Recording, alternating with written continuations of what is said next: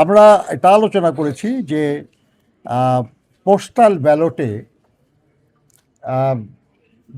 পৃথিবীর বিভিন্ন দেশে আমাদের অনেক ভাই বোনেরা তারা ভোটার হয়েছেন এবং তারা নির্বাচনে তাদের ভোট প্রয়োগ করবেন। তাদের কাছে যে ব্যালট পেপার পাঠানো হয়েছে সেই ব্যালট পেপারে কেউ মনে করতে পারেন ঘটনাক্রমে, কিন্তু আমরা বলি যে এটা খুব উদ্দেশ্যমূলকভাবে দেশের কয়েকটি রাজনৈতিক দল তাদের নাম এবং প্রতীকটা প্রথম লাইনে দেওয়া হয়েছে, অথচ বিএনপির নাম এবং প্রতীক ঠিক মাঝখানে দেওয়া হয়েছে, যেটা ভাঁজ করলে কাগজটা এটা ভালো করে নজরেই পড়বে না। আমরা এই নিয়ে কথা বলেছি তাদের সঙ্গে, তাদের কথায় মনে হয়েছে যে তারা বিষয়টি ঠিক ওইভাবে খেয়াল করেন নাই এবং অ্যালফাবেটিক্যালি ঠিক আছে কি না এটাই তাদের কাছে বিবেচনার বিষয় ছিল। কিন্তু আমরা তাদেরকে বলেছি যে আপনারা এখানে 5টা লাইন করেছেন, 5টা কলাম করেছেন এবং 14টা লাইন করেছেন, যার ফলে 3টি রাজনৈতিক দল, বিশেষ রাজনৈতিক দল, তাদের নাম এবং প্রতীকটা প্রথম লাইনে এসে গেছে।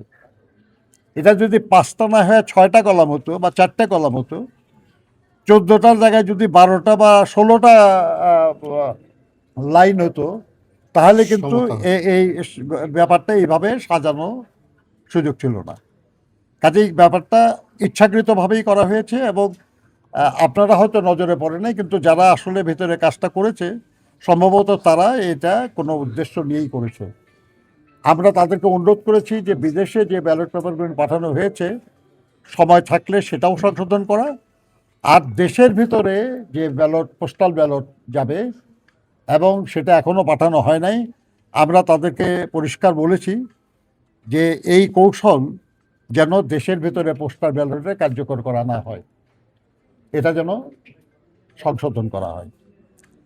আমরা এটাও বলেছি তাদেরকে যে এই পোস্টাল ব্যালট পৃথিবীর বিভিন্ন জায়গায় যে পদ্ধতিতে বিতরণ করা হচ্ছে এবং এটা সঠিক হচ্ছে না, এটা কিছু ত্রুটি হচ্ছে, যার জন্য আমরা দেখেছি যে বাহরাইনে একটি বিশেষ রাজনৈতিক দলের নেতৃবৃন্দ তারা এই অনেকগুলি ব্যালট পেপার তারা সেটা হ্যান্ডেল করছে।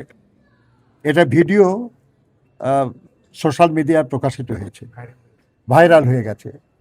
তো ওনারা বললেন যে এটা তাদের নজরে এসছে এবং তারা বাহরাইনে রাষ্ট্রদূতের সঙ্গে যোগাযোগ করেছেন এবং সেখান থেকে যে রিপোর্ট বাহরাইনের গভর্নমেন্টের কাছ থেকে এসছে সেটা এটা স্বীকার করা হয়েছে যে হ্যাঁ এরকম একটা ঘটনা তারা জেনেছেন। কিন্তু এই ব্যাপারে আরও তদন্ত করে তারা রিপোর্ট দেবেন এবং সেই অনুযায়ী তারা ব্যবস্থা গ্রহণ করবেন। আপনারা জানেন যে নির্বাচন কমিশনের পক্ষ থেকে বলা হয়েছিল যে যদি কেউ এই ভোটে কোনো রকমের কারচুপির চেষ্টা করে তাহলে তাদের এনআইডি কিংবা তাদের যে জাতীয় পরিচয় এবং ভোটার এগুলো সব তারা ব্লক করে দেবেন। আমরা মনে করি যে যারাই এই নির্বাচনকে বিঘ্নিত করার জন্য এটাকে কারচুপি করার চেষ্টা করছে তাদের বিরুদ্ধে যেন আইন অনুযায়ী কার্যকর ব্যবস্থা নেওয়া হয়।